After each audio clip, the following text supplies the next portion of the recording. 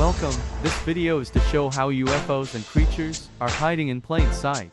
Snapshots taken of Antarctica from Google Earth. One only needs to be shown how to see them. Once your eye is trained, you'll see them everywhere. They blend into images they create like you're seeing now. Here's a spot in Antarctica of crafts flying in and out of portals that look like the same one on the Stargate movie. Remember in the movie, how a pool of water splashed out of the gate when first turned on? Here there seem to be several crafts exiting portals, and more crafts flying around.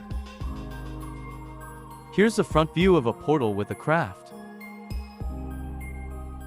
Here you can see they're putting up building using white canopy sheets, as there is a craft cloaked like the snow around it. See the rings formed in a tunnel formation, has a craft inside it. There also seems to be an opening into the mountain's wall. The tunnel looks to travel down through here.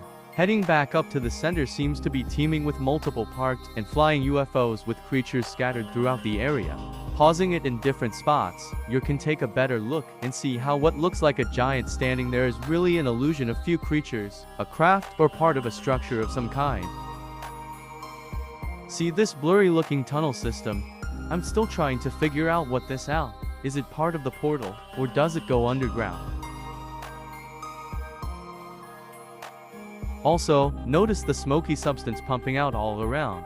I believe this is what they use to create their images of illusion. It's mostly invisible to our naked eyes, although I have seen it a few times when we had an orange fog. Maybe this is what fog really is. It's weird we don't get fog when we have the same weather conditions that call for it. It's not as easy as it looks to outline one of their images, because when they create one, they make it able to blend in with others. It's really mind-boggling how they do it. I challenge you all to snapshot a Google Earth photo and try and pull an image out yourselves, so you'll know just what I'm talking about. These images are beyond creative. They're on a whole nother level. And if you ask 5 different people what image they see in your photo, each one will say something different. Some won't even be able to see it, but more and more people are starting to. Another fascinating fact, when you're looking at your photos, try looking at their thumbnails first. Many times the whole photo scene in its thumbnail size shows an image of a face, but when you open it up on your screen, the face image is hard to see, it can't see it at all. It also amazes me when looking at an image in an aerial photo like the ones in this video, and the closer you zoom in more different images pop up, and by just turning the photo in any direction, the image turns into whole different images. Another thing you'll notice after you train eye to see their images is the amount of UFOs there are, and they are everywhere around the globe, and they're camouflaged by reflecting whatever is behind them, so they look invisible. Sometimes though, you can see a small portion of them going by, which looks like a white transparent squiggly line floating by, or as an orb. Orbs are these creatures before they manifest. These aerial Earth photos are some of my favorites. The images are more defined and unquestionable of being an image of a cartoon figure. Remember, these are taken straight from Google Earth and haven't been tinkered with. See how it looks like one face or as to different faces, one in front of the other. And if you've seen my past videos, you'll recognize the book black-haired figures with the either one eye showing, wearing glasses, or a star shape over one of the eyes. The small or tall dark hooded cloak wearing figure, dragons, and the figure drawn on some of the Aboriginal and American cave walls, which looks like the stuffed animals on the new movie coming out in July called Nope.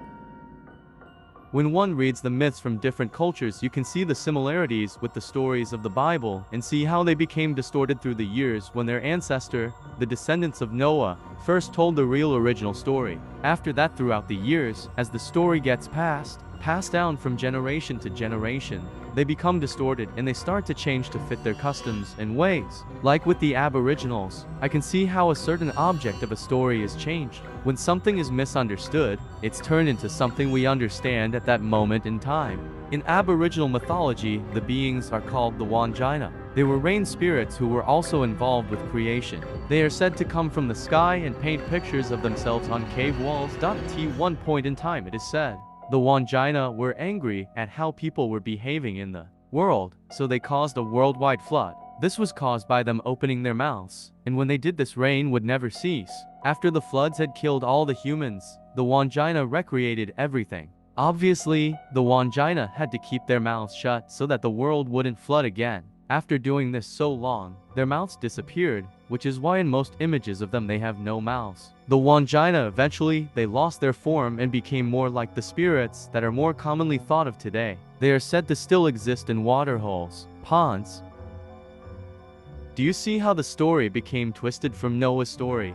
The original was probably told something like this. First, what most don't realize is there are beings in the clouds that create and shape each cloud daily in daily themes. I'm guessing they are heavenly angels taking direction from God, since the Bible says, God directs the lightning. And, that being said, the myth kept the part about the beings in the clouds, where rain comes from, but instead changed it to their mouths. They also knew they were here during human creation and Earth's repopulation. They left out the parts about Noah and his family, and God, for many back then worshipped God's creation, which we know now as the Greek gods. After Noah's family split up and repopulated Earth, throughout the years more and more people broke away to start their own settlements, resulting in the story about Noah changing as it was retold down through the generations around the world. On a little side note, back before the Earth was flooded, it never once rained from the sky. Water came up from the ground as dew. This area of Antarctica has a lot of hidden under their smoke screens. A giant King Kong-looking figure standing on a long bridge with smaller creatures. Here there is a giant bug head, or it's a being sitting in a chair. I added a few color filters in order to see the different areas better.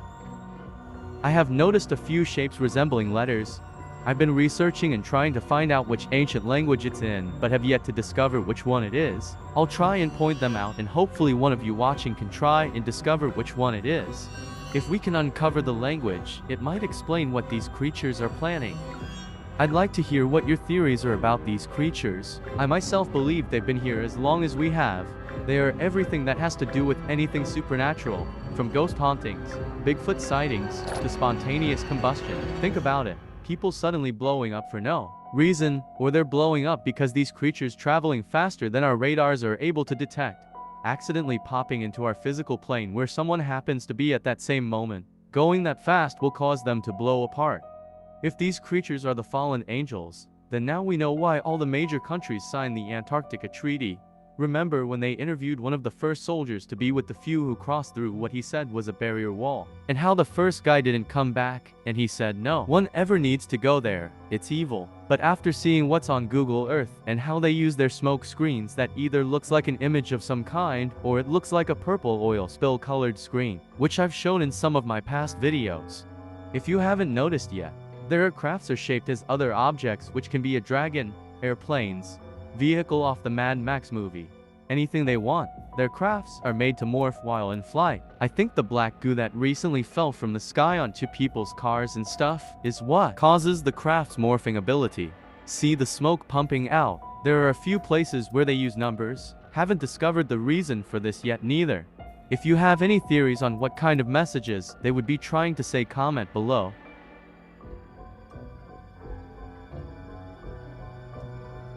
I was wondering how it is that with NASA's million-dollar telescopes floating around Earth and space, that I've managed to gather more evidence of alien life with my cell phone from the comfort of my home. They receive about $47 million a year. What is it for? You'd be better off paying my internet bill, which is under $100 a month. Think of the tax cut Americans would receive. Don't even get me started on global warming. Notice how the name changes every 10 years. El Nino was its prior name. How scientists point their fingers at us. If global warming could be stopped, wouldn't their pointing fingers start with China? China's pollution is a normal weather pattern for them. They'd go after factories that pump out pollution next, but in the end, nothing on both those accounts are being dealt with. Plus, scientists are telling us all the time that Earth goes through this every so many years and we're past due. So can anyone tell me what kind of pollution thousands of years ago, who's to blame when it happened before? Here's what I think. Global warming is another lie to pump more money from us, so they can keep building underground bunkers more lavish for themselves. Trust me when I say, there's no golden ticket with your name on it. And if scientists tell the truth, and this happens periodically, then nobody is causing it. Like I said, China would be their #1 stop for pollution. But they're still a smog-coated country. I myself don't trust scientists. They prove each other wrong all the time, in everything. There's no way to 100% know for sure if global warming happens every so often. And unless you have a physical object and 100% know its age, you can't carbon copy anything older than something you don't have from that time era. They can only theorize, which is the same as guessing. Something else to think about. Whenever an archaeologist finds an old tool and claim it's 45,000 years old, or something made of wood is 25,000 years old, I'd like to know if trees grew out of magical bark back then. Because if I leave a tool in the yard, after 4 years it's falling apart. If it's wood, it's mush by 3 weeks.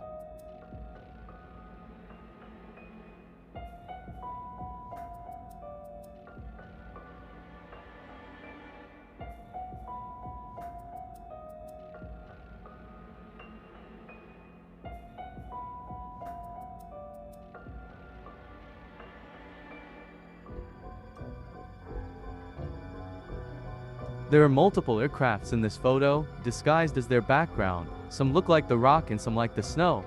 I won't point out every single one, but I will a few.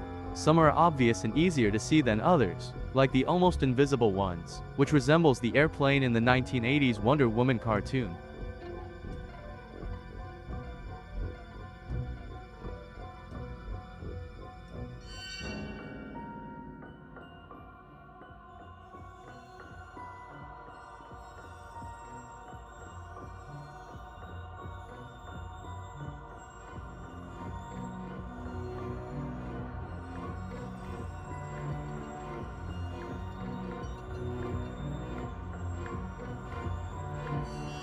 Here's an image of a bathtub on one side and Beauty and the Beast's teacup on the other.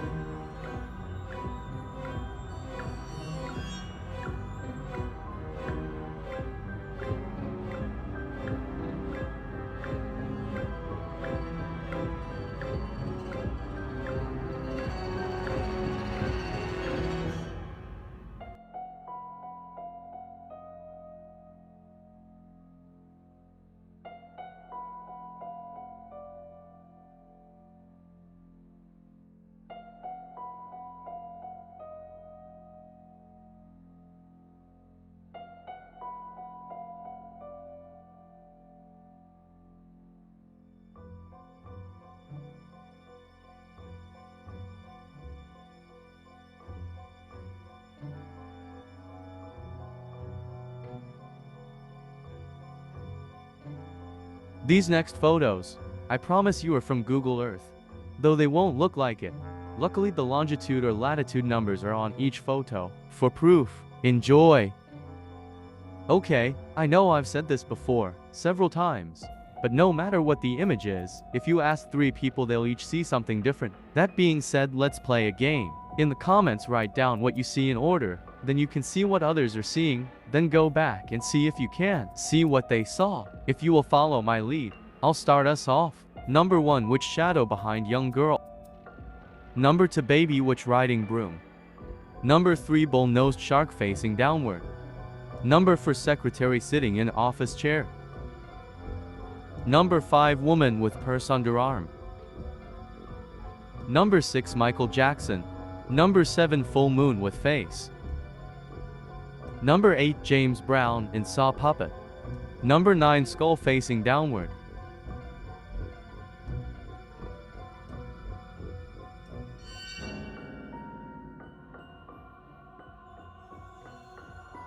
Number 10, inspector? Number 11, jester? Number 12, duck monster? Number 13, E.T. Number 14, ladybug. You should now have a total of 14 images. Don't forget to check out what others wrote. Some might be the same as you, but others will see different images.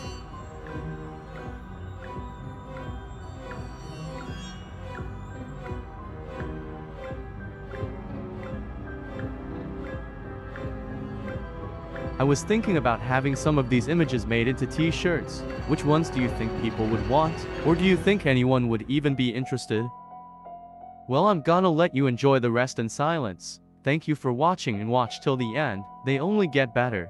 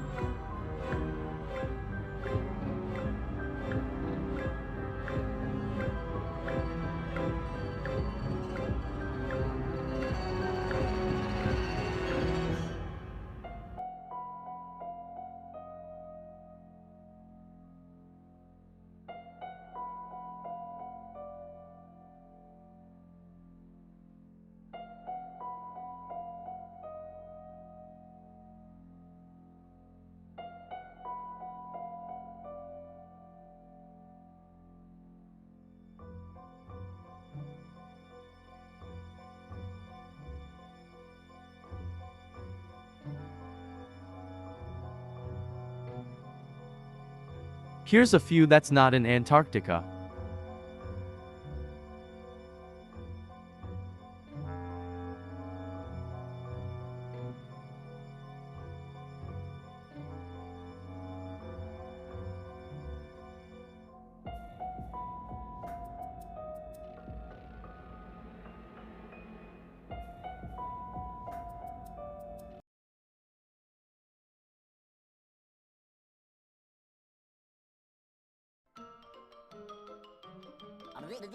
That's all, folks.